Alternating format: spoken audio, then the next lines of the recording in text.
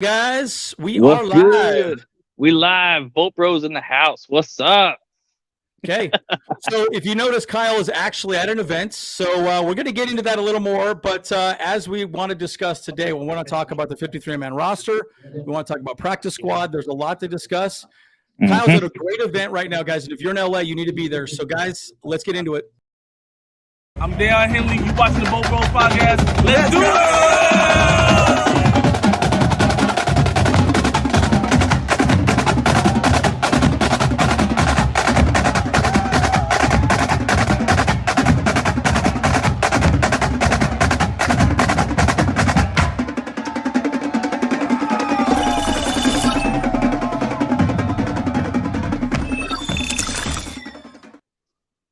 Oh man, that intro cracks me up. It's still great. It's still great, right? So Yeah.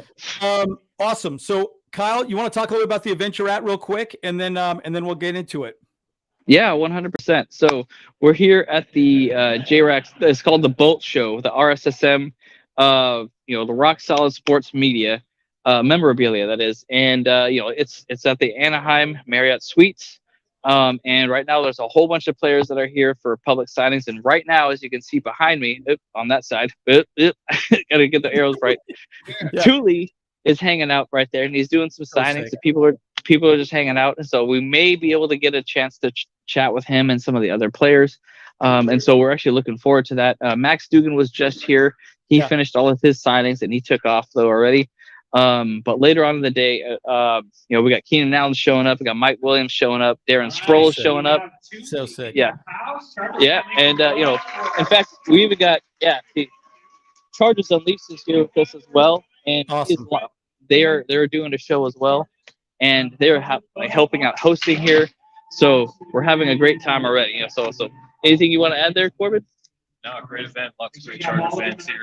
Real excited to see how it goes down today. Come on down if you're in OC in particular. Yes. We're in kind of Anaheim area. Yeah. Awesome.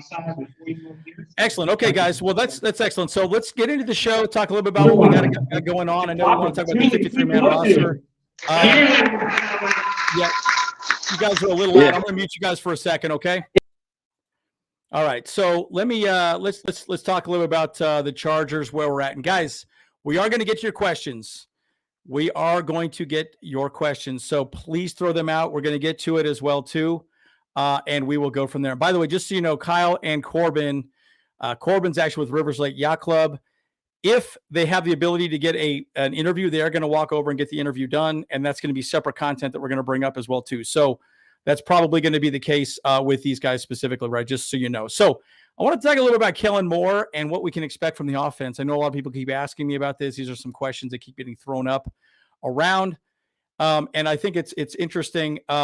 It's an interesting discussion, right? I do believe that the offense is going to be quite prolific this year.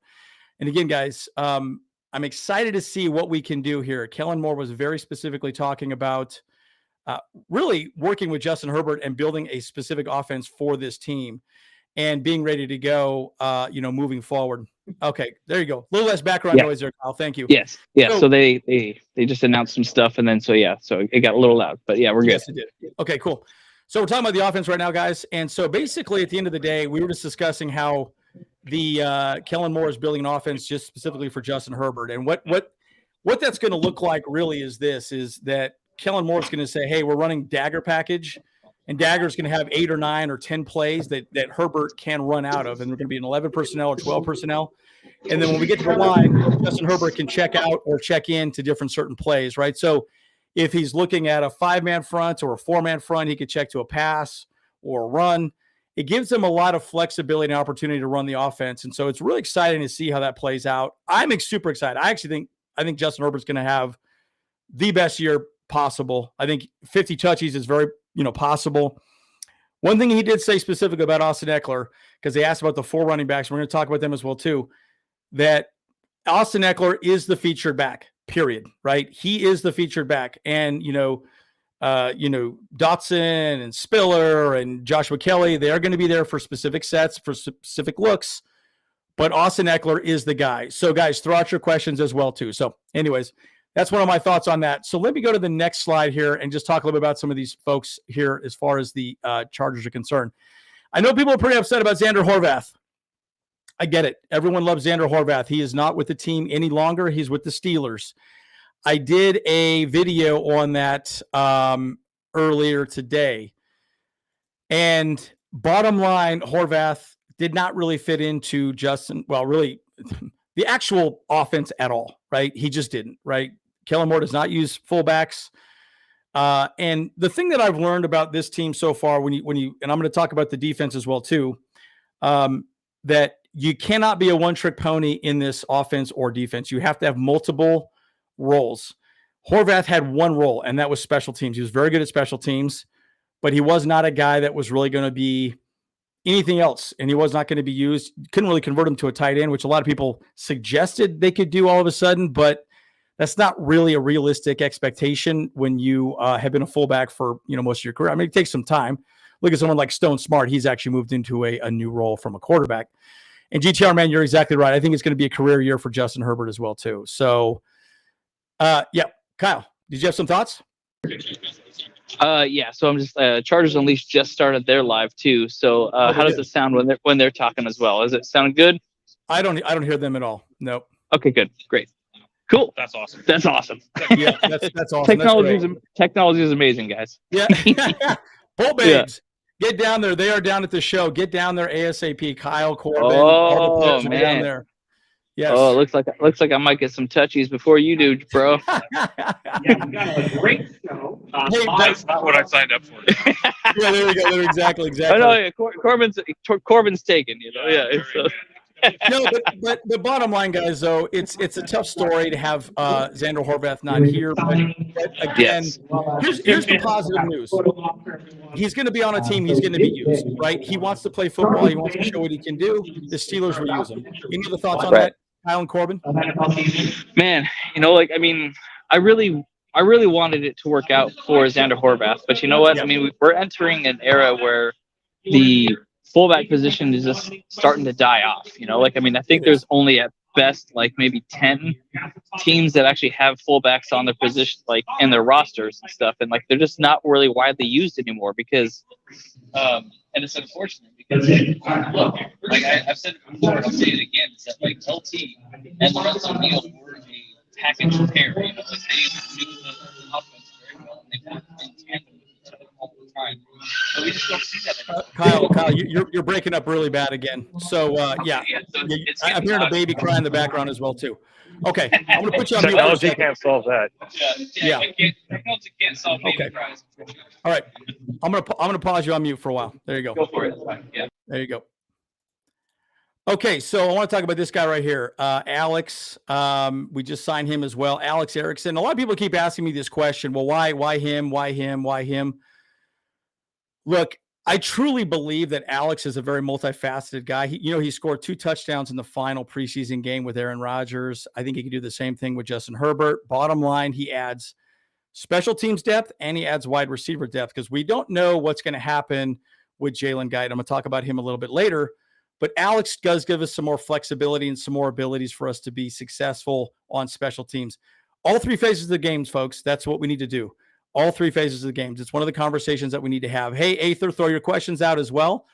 Any other questions, throw it out. We're talking about the 53-man roster and the practice squad. So, but Alex is a good pickup. I know a lot of people were pretty upset. Again, Xander Horvath, all the above. This guy gives us plenty of depth. You got to remember, DeAndre Carter stepped in and did a great job. This guy could be DeAndre Carter if we have some injuries. Let's hope we don't have injuries. But I think he could be a very good pickup for us. Gives us some good flexibility, and I do like him. Okay, I'm going to unmute you real quick. Kyle, any thoughts? Actually, let's throw it off the court. Yeah.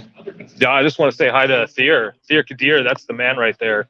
I wanted to. Can I go back to Xander real quick because I wanted to say something about Xander Horvath. Yep. I think it's easy for us Charger fans and just football fans in general to have a lot of nostalgia about players and about situations. And we know that the defense has changed with the rules changes over the years. The competition committee puts new rules in place, creates a new defensive situation, and the offensive players need to match that. The scheme, but also the personnel need to match the reality of the new rules environment. And so I think that's why we're seeing less fullbacks in the league. And I think the problem that with Xander, as far as I'm concerned, is that last year he was in 2 offensive plays that I remember seeing him, and he caught touchdowns both times. And it's like, why was he not used again? I was just looking forward to seeing it one more time. Plus, we know he was good on special teams. Yeah. And just as soon as we got good special teams finally, there's no law of nature that says it's going to be that way this year. So I really hate to lose someone that we knew was consistent, reliable in that space. Yeah, that's so well said. You know what my buddy said to me today? He's a Steelers fan. And I forgot to say this in my video earlier today. Go check that out. I also did my own personal thoughts on this as well. But you know what my buddy said, who's a big Steelers fan? He said, you got to go with your head, not your heart, right? As fans, we tend to sit back and get enamored with players. We want them to be the whole Rudy complex. Oh, he's going to be so great. Oh, my God, he's the next Rudy. We love him. I get it. We want to see people succeed, and we understand people's stories and how they are. But guys, at the end of the day, he's in a better place. He's going to be utilized, and I do believe he's going to see some success with the Steelers. And so that's a good thing, right? I think we should feel happy for him and not sad for him.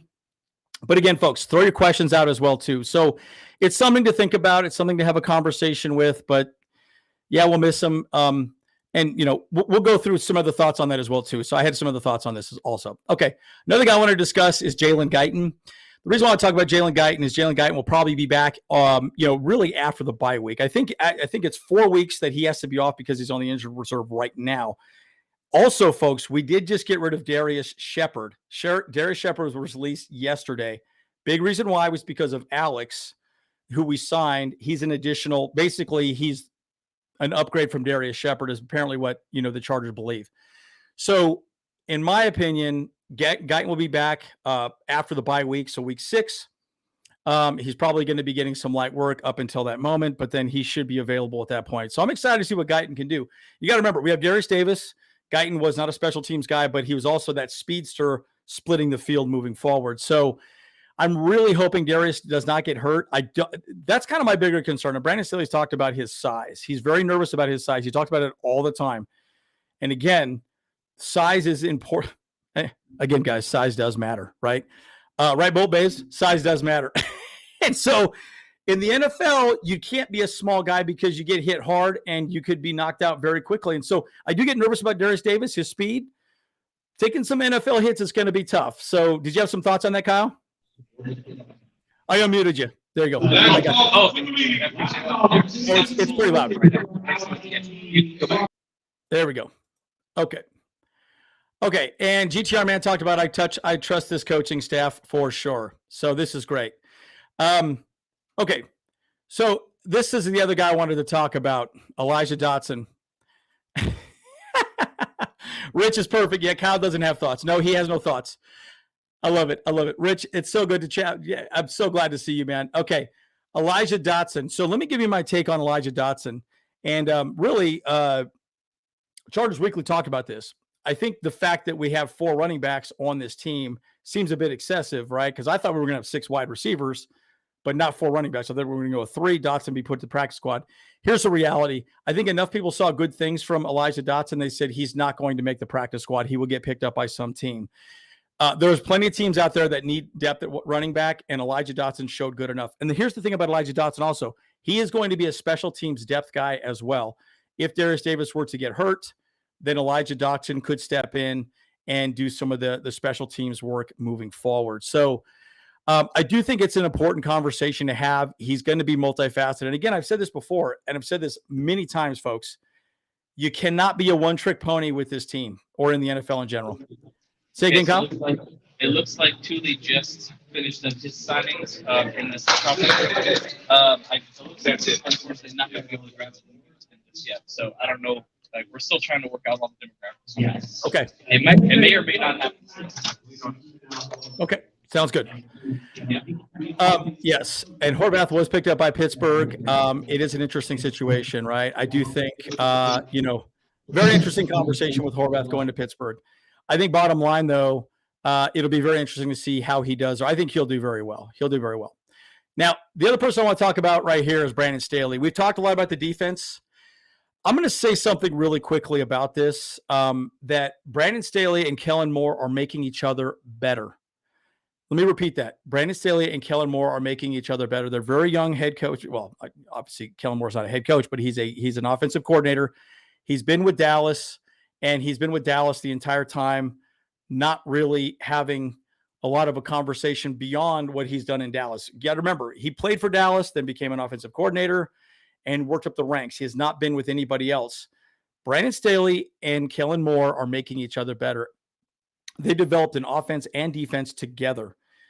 You got to remember, Brandon Staley was a quarterback. He says, yeah, I call defense, but I was a quarterback, so I know what it's like to do that, right? So moving forward, I think it's going to be really great. I think it's going to be a great marriage. So, okay, so let's go through Aether's question real quick, and then we'll go from there. We did talk about the roster situation here. I'm going to hide my screen real quick. This would be a little bit better. Here we go. My first question, since they got 4 running backs on the roster, are they willing to commit to the run? The answer is 110%, right? Really and truly, Kellen Moore wants the running game to be absolutely solid. I do suspect we might see some 2 running back sets and a few other things as well, too. And go ahead, Kyle, unmute if it's not super loud there as well, too, if you want to throw out some questions out there, okay? Yeah, it's not too loud right now. But yeah, so you're saying that we're going to try and recommit to the run this season. What do you think about that? That's the reason that we brought Kellen Moore here. It wasn't this whole thing about throwing the ball downfield. We had so many plays with players downfield yesterday, couldn't get to them because everybody knew it was coming. It's creating uncertainty in that run game that is going to make this offense pop this year. That's why Kellen Moore's here. That's what's going to happen. Yeah. And obviously we are going to see a lot more downfield passes this year too. So Yeah. Like as long as because I mean, and the reason why we didn't throw it downfield too much last year is really because of Herbert's injuries. Like I mean, we did see some of the tape. It did look like some of the players downfield were open, but Herbert probably just couldn't get it down. But the defenses were able to really dial in their coverages for those downfield players. There was no uncertainty about what we were trying to do because we couldn't get but a couple of yards here and there on the run game. So it's really the run that's going to create the pass this time. It's always been, in the last few years, it's been popular to say, well, it's the pass that creates the run, but we're going to do it the other way. Yep. Hey, we've got a new player. A new player has arrived. Excellent. Who is it? Oh, is that Eckler? Oh, No, we don't have that. Yeah. False alarm. Yeah. false alarm. Okay, cool. I'm going to put you guys on mute. It's a little loud over there. Okay. So, all right, Brandon Staley. Let's talk about him again, folks. Like I said, I do really believe, though, that they're going to be really doing a lot with Brandon Staley moving forward. Bottom line, at the end of the day, Brandon Staley is a very good head coach. I'm happy with him. I think he's absolutely amazing. Again, he finally has the right depth. We're talking about 53-man roster and practice squad. He wants depth across the board. Everyone has to have a role and can do multiple roles. I look at somebody like a McFadden on the offensive line. He has done a fantastic job. He can play every position on that line. We need guys that can play guards and tackle. People need to be moving in and out because it's a violent sport. People get injured. We know that. Brandon Staley knows that, and so does Kellen Moore. So it's something to really think about moving forward when we start picking up players, right? So, there is a method to the madness. Well, one of the guys I wanted to talk about is our new pickup today. I already talked a little bit about this, but Chris Willcox is absolutely a good pickup. I know a lot of people are asking me, well, why are we getting another cornerback? I literally just had people talk to me about that on some YouTube, the YouTube post that I did just today. Look, the reality is he's 6'2", 200 pounds, and fast as hell. He is freaking quick. Very, very quick. And yeah, he's probably not ready to go today. He's been on a lot of different teams, and he's barely missed the 53-man roster a number of times. And bottom line, I think he has a really good opportunity to be successful here because he doesn't need to step in day one. He could be here. We could work on him, work on special teams. I think he'd be a fantastic gunner. I think he would be amazing because he's super quick. I mean, look at someone like Dean Leonard. Dean Leonard is very fast, just like Chris here. So, and again, I saw him play at BYU. I live in Utah, and he's got skills. He knows what he's doing. And this coaching staff likes tall, fast guys with big bodies, and he has that. So you can't say much about it. You cannot say much about it, folks. And that's kind of where we're at this moment. So it's one of the guys I want to talk about. Another guy, well, this is him again, obviously. He is with the Steelers. But I do think it's funny that we swapped him. He's over here now, and now Horvath is over with the Steelers. And this guy right here, I wanted to talk about here, Tanner Muse. I know a lot of people keep asking me, why do we get Tanner Muse? The thing about Tanner Muse on the defensive side of the ball is, again, he's an amazing special teams player. He's missed 2 tackles his entire NFL career, folks. 2 tackles ever his entire NFL career. And you could argue, well, he hasn't had a lot of snaps. He's very sure-footed. He knows what he's doing, and he's going to be an absolutely excellent person to have on this team moving forward for special teams. And you go back to Xander Horvath, and you say to yourself, well, what's the point? Xander Horvath really was just special teams. At least Tanner could come in and be a linebacker and play some additional, positions if need be down the road. So that's a big reason why I do like Tanner Muse. And by the way, Brandon Staley was extremely enamored with him because he talked about him quite a bit. He scouted him the entire time he was at Clemson. He was a captain at Clemson. He clearly likes him. And when he became available, they're like, all right, let's go out and get this guy. And that's the truth. That's the truth. And they had to let somebody go, and it was Xander. And, it is what it is, right? So I wanted to make sure everyone understood this is the point with this team. Okay.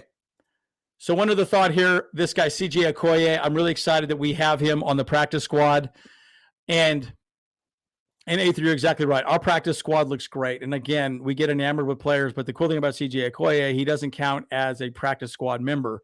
He is 100% on our practice squad for free because he's an international player. This will give him an opportunity to develop his skill set and get better. I do not foresee him getting called up this year at all, just so you know, unless we start having some serious injuries on the defensive line, which please, God, let's not have that happen. I don't want to deal with that. But bottom line, I think it's going to be really great to see what he can do moving forward. Yeah, right.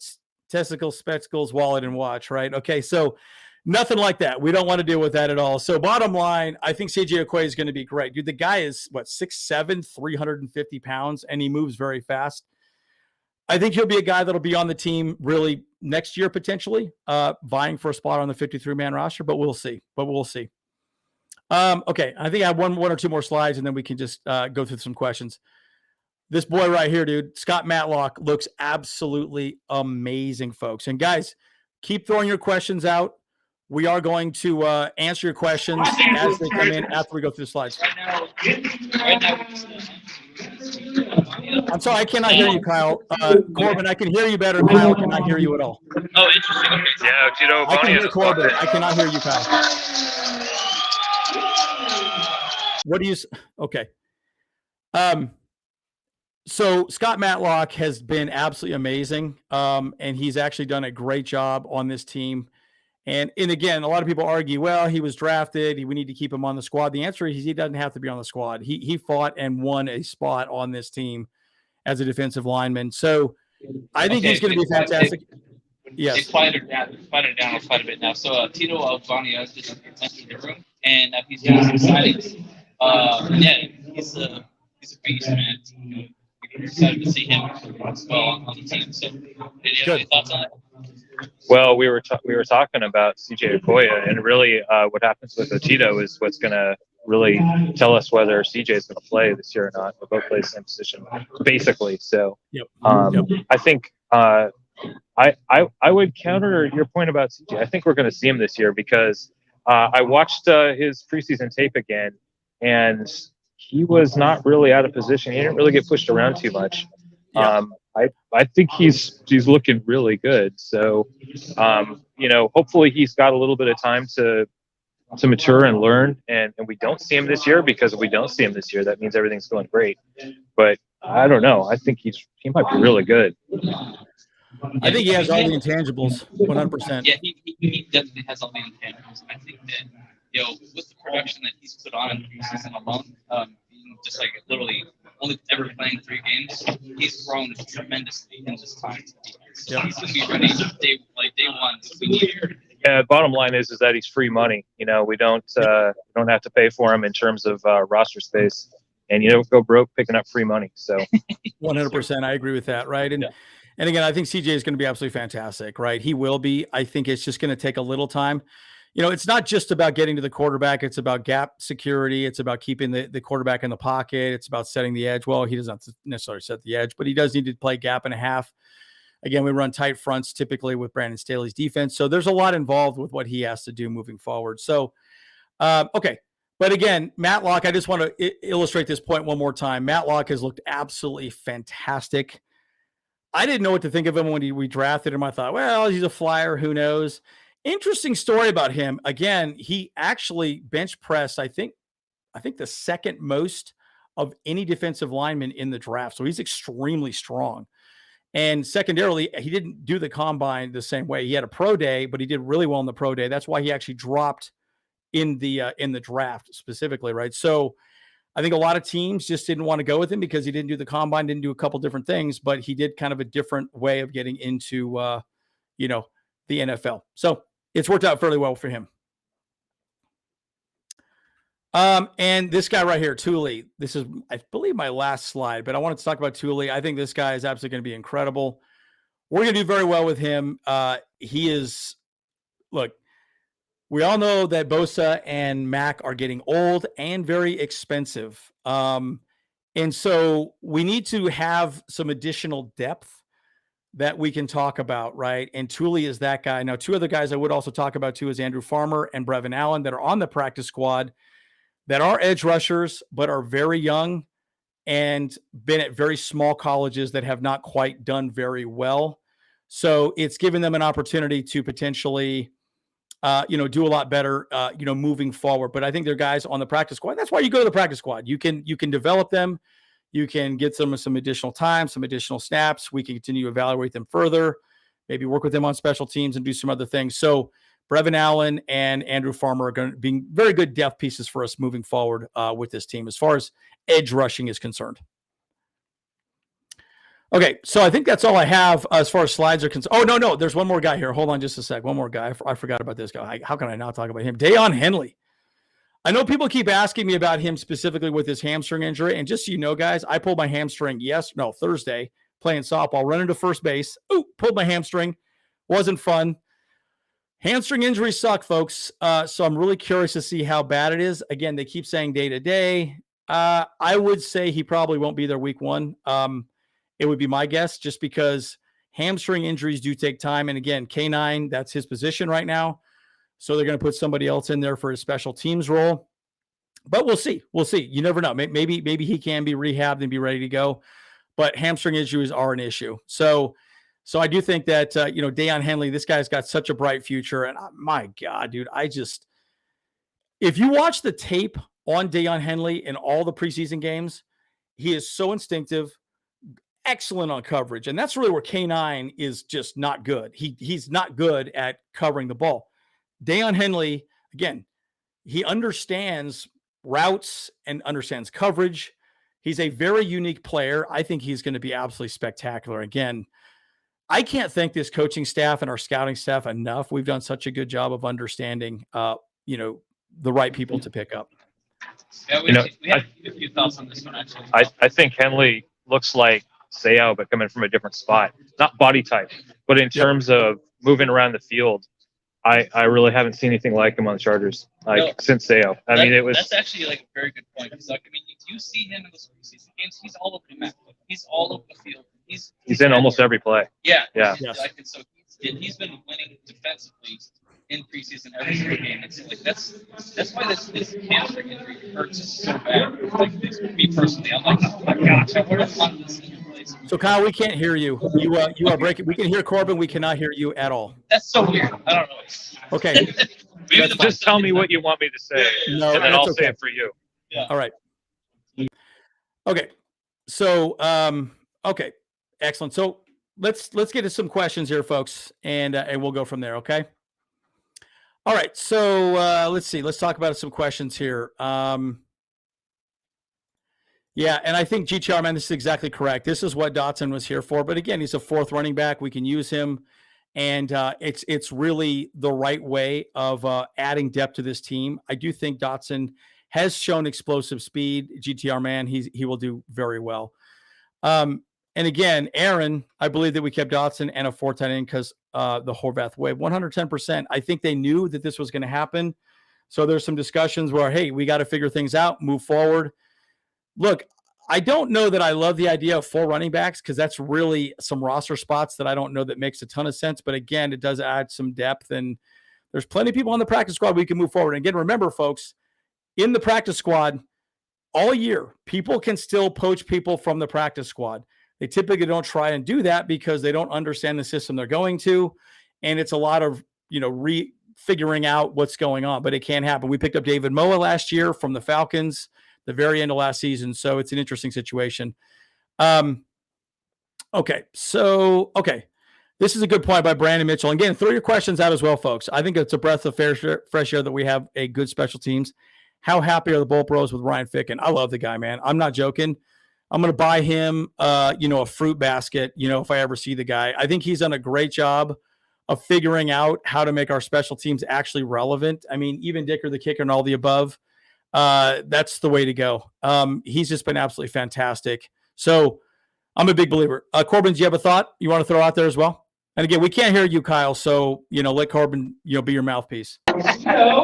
Well, this is not from Kyle, but I think I'm really looking forward to hearing Ficken speak more. We don't really get to hear him talk too often. But what we should do is we should keep track of whatever he says because he's a wise guy. He's definitely made a huge difference. And we could call those Ficken nuggets when we get them because I know he's got good stuff. Oh, my God. Ficken nuggets. That's amazing. That is perfect. Oh, my gosh. I love that. Ficken nuggets. That's amazing. And again, GTR man, Henley's all over the field, has great vision. I really like it. Yeah. And that's really good point too.